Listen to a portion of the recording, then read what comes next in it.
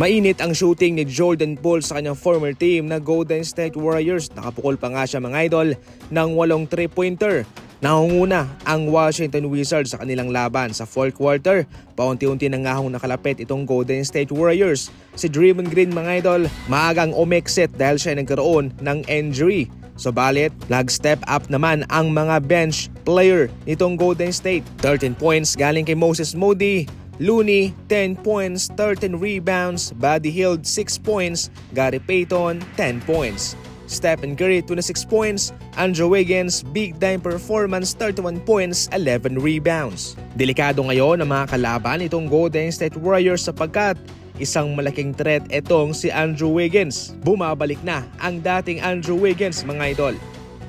Pahiya ulit itong defending champion ng Boston Celtics sa kanilang laban kontra Atlanta Hawks. Pwinersa ng Hawks at ni Trae Young ang Celtics para sila'y makarating sa overtime. Nag-choke pa nga itong si Jason Tatum mga idol sa free throw na siyang nakadagdag sa kanilang pasanin para sila'y matalo. Itong si Trae Young 28 points, 4 rebounds, 12 assists. Nag-ambag naman si Daniels ng 23, Okongwu 19 points, 13 rebounds at Hunter 16 points.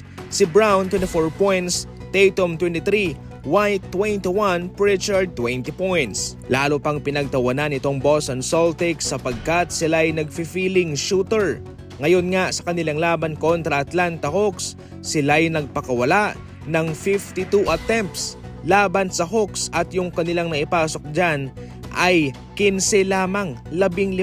Samantalang ang Hawks naman 37 attempt at ang kanilang naipasok siyam. Nag-feeling shooter na itong Boston Celtics sa ngayon kaya ginawang advantage yan ng Atlanta Hawks mga idol at kanilang inaatake naman ang pinta. Batay rito sa kanilang stats, nakapuntos ng 60 points ang Atlanta Hawks sa loob kumpara sa Boston Celtics na 42 lamang. Agresibo ang Hawks mga idol.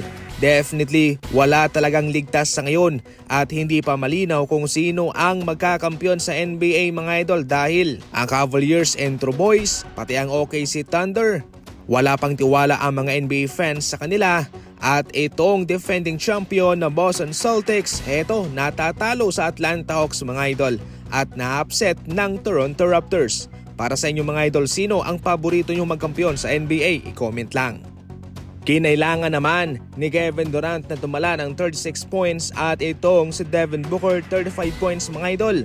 So matotal 71 points ang kanilang kinamada sa kanilang kalaban na Detroit Pistons. Itong Pistons sa ngayon, lottery team sila, mahina. Yun ang inaakala ng karamihan. Pero ngayon low-key malakas itong Pistons kahit na wala silang veteran star players sa kanilang kupunan.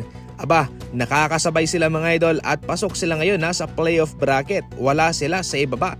Panalo ang Suns sa score na 125-121.